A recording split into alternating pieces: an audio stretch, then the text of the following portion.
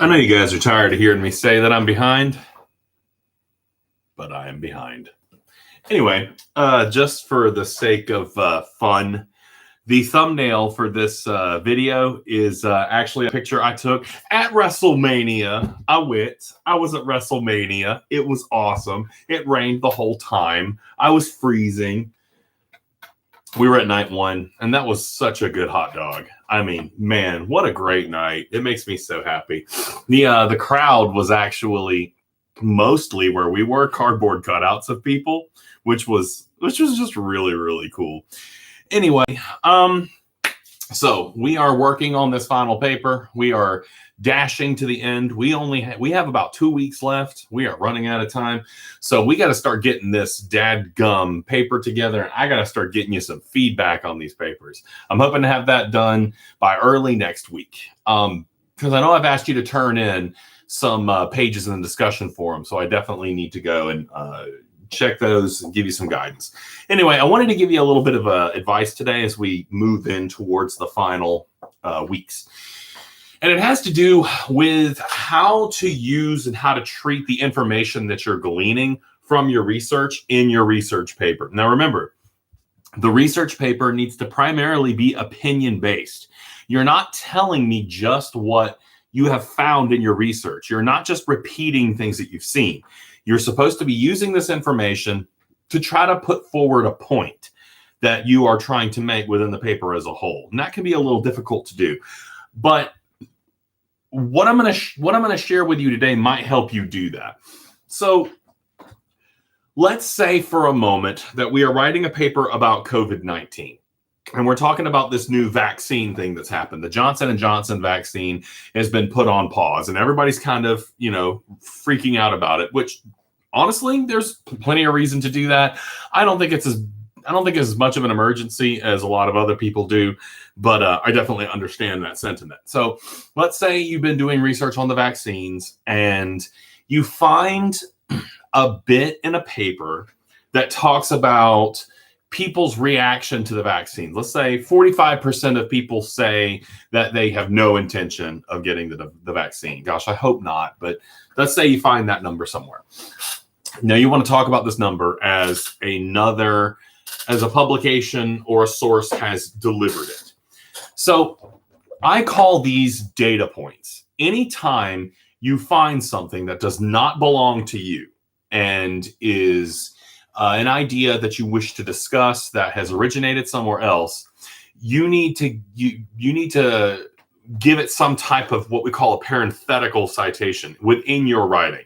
Now, a parenthetical citation in this instance, when it's coming down right smack dab in the middle of our writing, most of the time you can treat that extremely haphazardly, especially if it's an online source and it doesn't have clearly demarcated pages. So if you didn't get it off of Galileo and you're just kind of getting it off of a raw blog or a news article, you can simply just refer to the site that you got it from.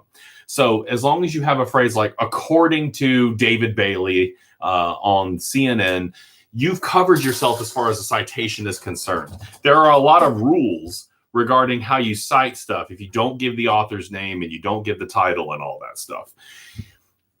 Me as a teacher, I like to see my students give that information whenever they give data points from the research that they're doing. It's kind of courteous for your reader, right? When you're reading, you kind of shift into a new mental gear when you're discussing a source of some type. And I find it to be very beneficial to let the reader know that you're about to start talking about something outside of your own perspective. Now, it gets a little more complicated when you start using books. I'll attach something soon that shows how to cite books with things like page numbers and how to put the author's name at the end of a sentence in a citation. Most of you guys aren't going to run into that in this case because most of you guys are doing online research. So the real thing I want to focus on today is the best way to use these data points. So when you have a data point and anything that's not yours, it needs to be treated as a data point. It can include things like numbers, dates.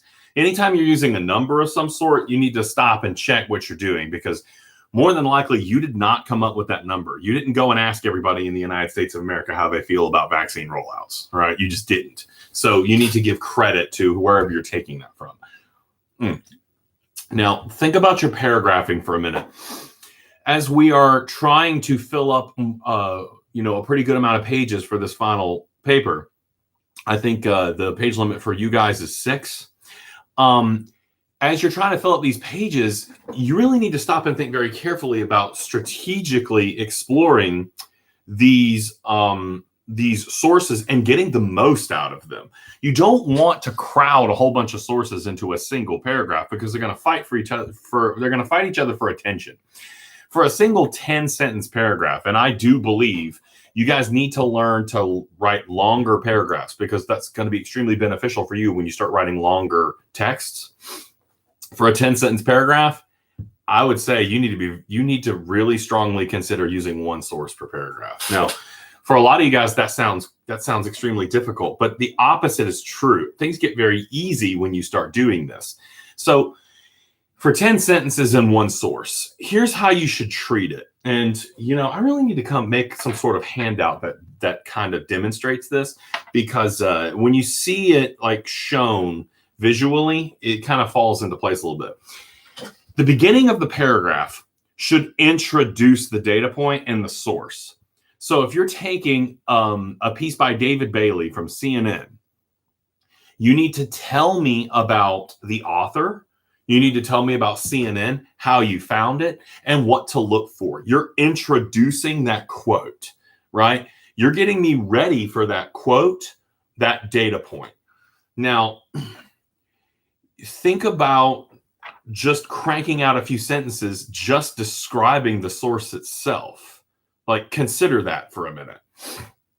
That's already treating the source much better than most students do. You've actually taken up a great deal of space within your paper. Now, one thing I forgot to mention, this is kind of one of the problems with doing these videos off the cuff like this. You can handle your data points in 2 ways. You can quote a data point, which is when you repeat what the article or the person said verbatim. You actually are taking the real words that they used and putting them in the exact order, exactly how they said it on the page. You surround that with quotation marks. Believe it or not, I'm not a big fan of the quote, and here's why. I use quotations in my research for very specific purposes. And typically, if I'm quoting you, I'm disagreeing with you because I'm going to look very closely at an author's language, and I'm going to pick apart their language. Quotes are extremely precise, and there's a reason that you do that. Typically, for me at least, it's a negative one. So that's the reason that I use quotes. When I do it, I'm very likely going after someone. Paraphrasing, I think, is a lot easier for most students and lets you get a little bit more material out. All paraphrasing is putting it in your own words. So Dr. David Bailey says, or just imagine that Dr. David Bailey is writing, vaccine rates in the country are at 47%. Again, I'm pulling all this out the air. But then I come around and say, Dr. David Bailey explains that vaccine rates are lower than where they need to be. So what I did was I changed the subject, the substance of what Dr. David Bailey said, right? I moved it around and I added my own perspective on top of it. So paraphrasing, for a lot of students, they stop and they're like, isn't that plagiarism?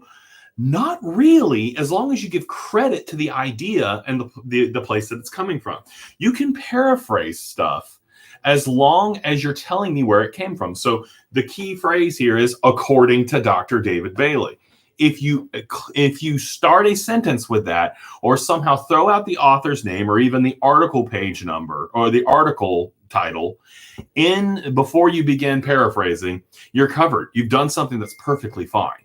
Now, those are the 2 ways. So we begin the paragraph with an introduction about the quote or the paraphrase, the data point. Where did it come from? Why did we notice it? What should we look for?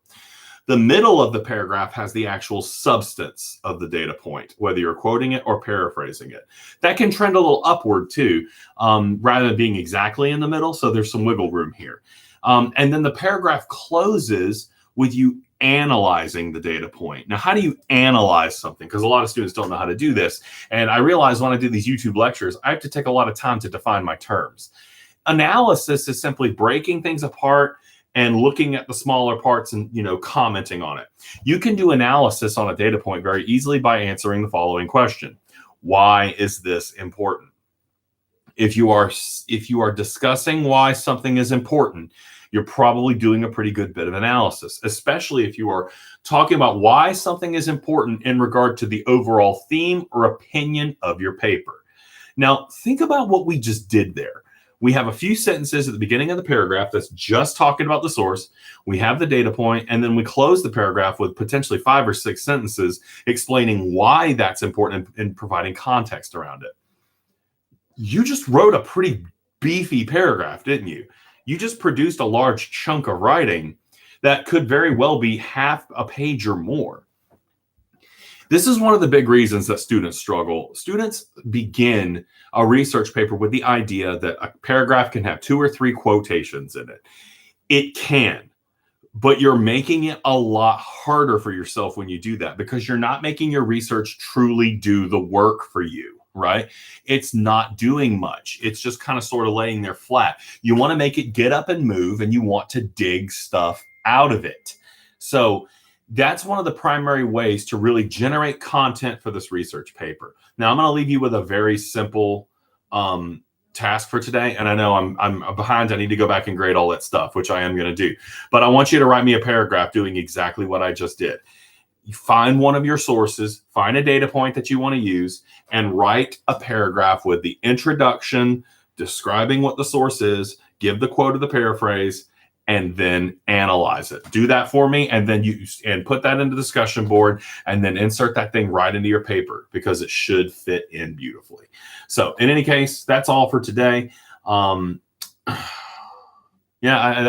pretty much all I want to do today. We'll start doing much more complicated peer response stuff and things next week. I might even ask you to go ahead and put in a full draft if you have it, whatever you have, and I'll give you a preliminary grade for the whole paper. Thank you very much, and I hope you guys are having an excellent day, and WrestleMania rocked.